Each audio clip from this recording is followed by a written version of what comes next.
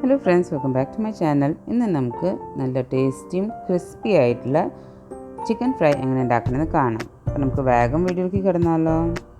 ഇതിന് വേണ്ടിയിട്ട് നമ്മളൊരു മുട്ട എടുത്തിട്ടുണ്ട്. ഇതിലേക്ക് നമുക്ക് 1 table spoon ginger garlic paste, 1 table spoon cornstarch, പിന്നെ 1 ടേബിൾ സ്പൂൺ മൈദ, അതിനുശേഷം 1/2 സ്പൂണ് മഞ്ഞൾപ്പൊടി, 1 സ്പൂൺ മുളക് പൊടി, 1 സ്പൂണ് കുരുമുളക് പൊടി, പിന്നെ കുറച്ച് ഉപ്പും കൂടി ഇട്ടിട്ട് ഇത് നന്നായിട്ടൊന്ന് മിക്സ് ചെയ്ത് വയ്ക്കുക.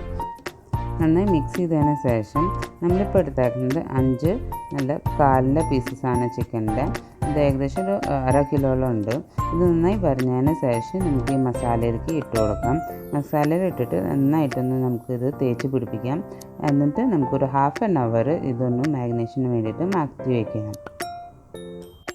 ഇപ്പോൾ നമ്മളൊരു പാനിൽ സൺഫ്ലവർ ഓയിൽ എടുത്തിട്ടുണ്ട്. ഇതൊന്ന് ചൂടായതിന് ശേഷം നമ്മൾ മാരിനേറ്റ് ചെയ്ത് വെച്ചാൽ നമ്മുടെ ചിക്കൻ പീസസ് ഇതിലേക്ക് ഇട്ട് കൊടുക്കാം.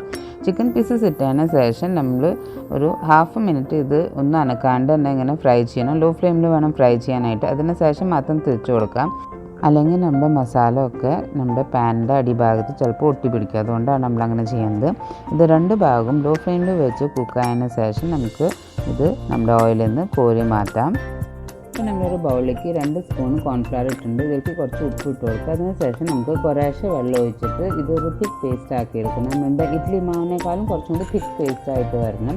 ഇതിലേക്ക് നമ്മൾ മാരിനേഷൻ്റെ ബാക്കി മസാല എന്തെങ്കിലും ഉണ്ടെങ്കിൽ അതും കൂടി ഇട്ടിട്ടൊന്ന് മിക്സ് ചെയ്യാം. അപ്പോൾ ആ ഫ്ലേവർ കൂടി വരും. അതിനുശേഷം നമ്മൾ ഫ്രൈ ചെയ്ത് വെച്ചാൽ നമ്മുടെ ചിക്കൻ പീസസ് ഇതിലേക്ക് ഒന്ന് ഡിപ്പ് ചെയ്തെടുക്കുക. അതിനുശേഷം നമ്മുടെ കോൺഫ്ലേക്സ്, നമ്മുടെ പ്ലെയിൻ കോൺഫ്ലേക്സ് ആണ് ഇതിലേക്ക് ഒന്ന് കോട്ട് ചെയ്തെടുക്കുക. അപ്പോൾ നമ്മുടെ മാവിലേക്ക് ഈ കോൺഫ്ലേക്സ് ഒക്കെ നന്നായിട്ട് പിടിച്ചു വരും. നമ്മുടെ ചിക്കൻ പീസ് നന്നായി കോട്ടായി വന്നിട്ടുണ്ട്. ഇത് നമുക്ക് നല്ല ചൂടായിട്ടുള്ള ഓയിലേക്ക് ഒന്ന് ഇട്ടിട്ട് ഫ്രൈ ചെയ്തെടുക്കാം.